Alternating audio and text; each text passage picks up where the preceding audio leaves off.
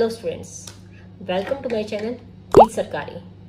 हम अभी पढ़ रहे हैं एमएस एक्सेस। एमएस एक्सेस के 3 टॉपिक्स हम पहले से पढ़ चुके हैं, database and its needs, features of MS Access and how to create and open an existing database. अब हम रीड आउट करेंगे next 2 topics, elements of MS Access and next one is data types in MS Access. और बाकी के जो आपके topics हैं वो हम नेक्स्ट वीडियो में करेंगे। तो हमारा आज का टॉपिक है एलिमेंट्स ऑफ एमएस एक्सेस।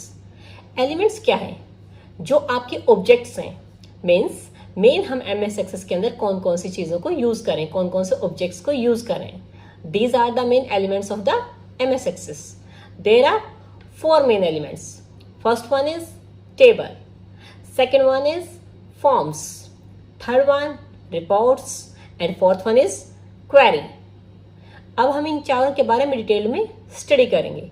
इसके अलावा 2 ऑब्जेक्ट्स और भी होते हैं, macros and modules, but they are not so much important.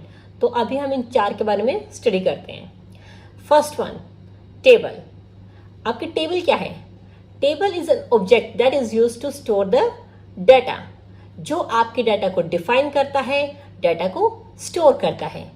आपकी टेबल के अंदर डिफरेंट फील्ड्स होते हैं और हर एक फील्ड का डिफरेंट नेम होगा, यूनिक नेम होता है, और आपके डिफरेंट डाटा टाइप होते हैं, यानी कि हर एक टेबल के हर एक फील्ड की अलग से डाटा टाइप होगी।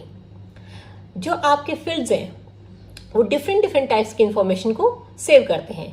जैसे कि आपका जो नेम वाला फील्ड है वो सभी स्टूडेंट्स के या जो भी आपके नेम्स हैं उनको स्टोर करता है। अगर कोई मार्क्स का फील्ड है तो सिर्फ मार्क्स की इंफॉर्मेशन को सेव करेगा। तो मीन्स हर एक फील्ड के अंदर यूनिक या डिफरेंट वैल्यूज होंगी। अब आपके इसके अंदर क्या है? आप एक प्राइमरी की को डिफाइन करते हैं टेबल के अंदर। या आपके छोटे से टेबल है जो हम दिखा रहे हैं आपको, एक स्टूडेंट के डाटा की टेबल, जिसके अंदर आपके आईडीज हैं, स्टूडेंट्स के नेम हैं और उनके मार्क्स हैं।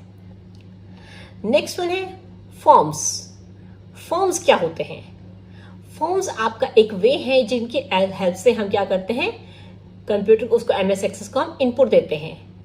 कई बार क्या है, यूजर जो आपका कस्टमर है, जो यूजर है, जो एंड यूजर है, उसको इनपुट डालते प्रॉब्लम होती है, उसको नहीं पता कि उसकी कौन सी टेबल के अंदर एंट्री करनी है, क्योंकि आपके डाटाबेस के अंदर डिफरेंट टेबल्स होते हैं। जरूरी नहीं कि आपका एंड यूजर एक प्रोग्रामर हो और वो इजीली आपकी टेबल के अंदर एडिटिंग कर पाए।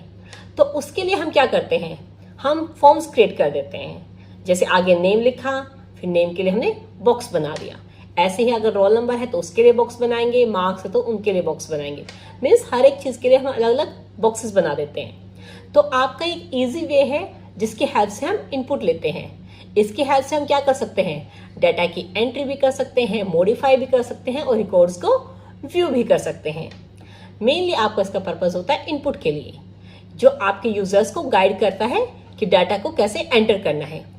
और जो भी डाटा हम फॉर्म्स के हेल्प से एंटर करते हैं वो ऑटोमेटिकली उसके कंसर्न जो भी टेबल है या जो भी डाटाबेस है उसमें जाके स्टोर हो जाता है। बिकॉज हम हर एक टेबल के साथ लिंकअप कर देते हैं कि इस फॉर्म का डाटा आपकी दैट वन टेबल के अंदर स्टोर होगा। तो आपका एक एग्जाम्पल शो हो रहा है जिसके अंदर आपके 3 फील्ड्स शो हो रहे हैं, like ID, name and marks, और तीनों के लिए अलग अलग बॉक्सेस शो हो रहे हैं। तो जैसे कि आपके फॉर्म्स वगैरह आप सिंपली फिल करते हैं ऑनलाइन, तो ये उसका एग्जाम्पल है। उसके बाद आते हैं आपके नेक्स्ट वन, रिपोर्ट्स। रिपोर्ट्स का मतलब क्या होता है? देखो नाम से ही पता लग रहा है, रिपोर्ट्स क्या करते हैं, किसी भी चीज को हम कैलकुलेट करें, जो भी हमारा डाटा है उसको कैलकुलेट करना, प्रिंट करना, समराइज करना, कैसे हम उसको यूज करेंगे, वो सब आपके रिपोर्ट्स की हेल्प से करते हैं। अब आपकी जो रिपोर्ट्स हैं वो क्या करते हैं, जैसे कि अगर हमें प्रिंटिंग करनी है किसी भी डाटा की, तो उससे पहले उसकी हमें रिपोर्ट्स क्रिएट करनी पड़ती हैं। अब उसके बाद जैसे कि अगर हम एक इजी वे में बात करें, तो अगर आपके फॉर्म्स इनपुट का वे हैं तो रिपोर्ट्स आपकी आउटपुट का वे हैं, वो आपको एज ए आउटपुट शो करते हैं। उसके बाद आपके आते हैं जो आपके रिपोर्ट्स हैं, वो आपका इजी टू रीड फॉर्मेट है। इसकी हेल्प से हम इजीली रीड कर सकते हैं। जैसे आपके इस डायग्राम के अंदर एक टेबल की रिपोर्ट इजीली शो हो रही है। So these are the reports. Means अगर कोई टेबल है उसकी समरी वगैरह करनी है, प्रिंटिंग करनी है, कैलकुलेशंस करने हैं, तो उसके लिए हम रिपोर्ट्स को यूज करते हैं, जो आपकी इजी टू व्यू है और इजी टू रीड है। नेक्स्ट में आती है क्वेरीज। क्वेरीज नाम से ही पता लग रहा है, जैसे स्टूडेंट्स अपने टीचर्स का क्वेरी करते हैं, कोई क्वेश्चंस करते हैं, वो आपकी क्वेरीज होती हैं। अब आपकी क्वेरीज का मतलब क्या है? Means we want a answer. अगर मान लो हमारी कोई टेबल है, टेबल के अंदर हमें कोई डाटा को सर्च करना है, उसके लिए हम टेबल क्वेरीज को यूज करेंगे। आपकी क्वेरीज हम मोर देन वन टेबल्स के ऊपर भी अप्लाई कर सकते हैं। आपकी एक टेबल है, उसको हम लिंक अप करेंगे दूसरी टेबल के साथ with the help of foreign की, एंड देन हम सर्च आउट करते हैं। अब आपकी क्वेरीज जो है वो क्या होता है? वो डिटेल्ड क्वेश्चंस होते हैं कि हमें क्या चाहिए। मालूम है कोई टेबल के अंदर 10,000 रिकॉर्ड्स हैं, उनमें से मुझे कुछ रिकॉर्ड्स किसी पर्टिकुलर कंडीशन के ऊपर फाइंड आउट करने हैं, तो उनके ऊपर हम क्वेरीज को अप्लाई कर देते हैं। अब आपकी जो क्वेरीज हैं वो डिफरेंट सर्च कंडीशंस के ऊपर अप्लाई होती हैं। आप क्वेरी किन किन उसके ऊपर लगा सकते हैं? जैसे हमारे एसक्यूएल के अंदर क्वेरीज होती थी सेलेक्ट, अपडेट, इंसर्ट, डिलीट। तो ये जो 4 क्वेरीज हैं इनके ऊपर हम क्वेरीज अप्लाई करते हैं। मीन्स कौन सा रिकॉर्ड हमें सर्च करना है उसके लिए हम सेलेक्ट यूज करेंगे, किसी को अपडेट करना है तो उसके लिए भी हम अपडेट क्वेरी यूज करेंगे, अगर हमें इंसर्ट करना है कोई न्यू रिकॉर्ड को उसके लिए भी हम क्वेरी अप्लाई कर सकते हैं। Same for the deletion purpose, कि हम किसी भी पर्टिकुलर कंडीशन लगा के कोई न्यू रिकॉर्ड को इंसर्ट कर सकते हैं, डिलीट कर सकते हैं, अपडेट कर सकते हैं। ये सब हम करते हैं क्वेरीज की हेल्प से। आपका ये जो डायग्राम शो हो रहा है इसके अंदर सिर्फ हम एक ही टेबल को यूज कर रहे हैं। Otherwise if you want then we can use more than one tables and then we can apply different types of queries as per the need. जो भी हमें रिक्वायरमेंट है हम उसके अकॉर्डिंग आपकी क्वेरीज को यूज कर लेंगे। अब उसके बाद हमारा नेक्स्ट टॉपिक आता है data types in MS Access. MS Access के अंदर आपकी डेटा टाइप्स कौन कौन सी हैं? फर्स्ट वन शॉर्ट टेक्स्ट, यानी कि आपका जो कोई छोटा सा टेक्स्ट वगैरह है जो आपकी 255 कैरेक्टर्स तक का है उसके लिए हम शॉर्ट टेक्स्ट को यूज करेंगे। आपका अगर कोई लेंदी टेक्स्ट है मीन्स जिसका साइज आपका 63,999 कैरेक्टर्स का है, वहां के लिए हम लॉन्ग टेक्स्ट को यूज करते हैं। उसके बाद आपके आते हैं न्यूमेरिक डाटा के लिए नंबर्स।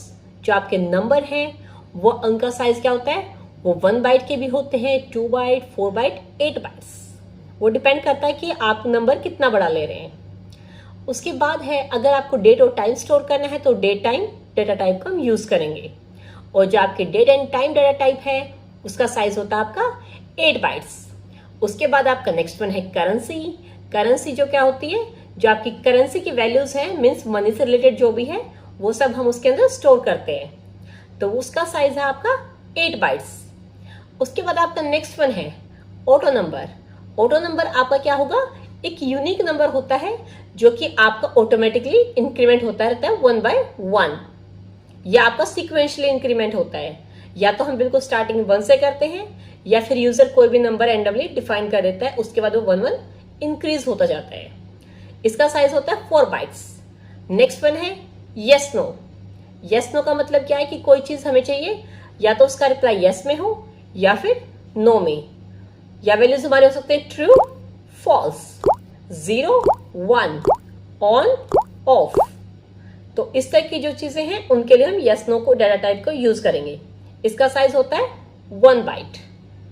तो these are the main data types which we use in MS access.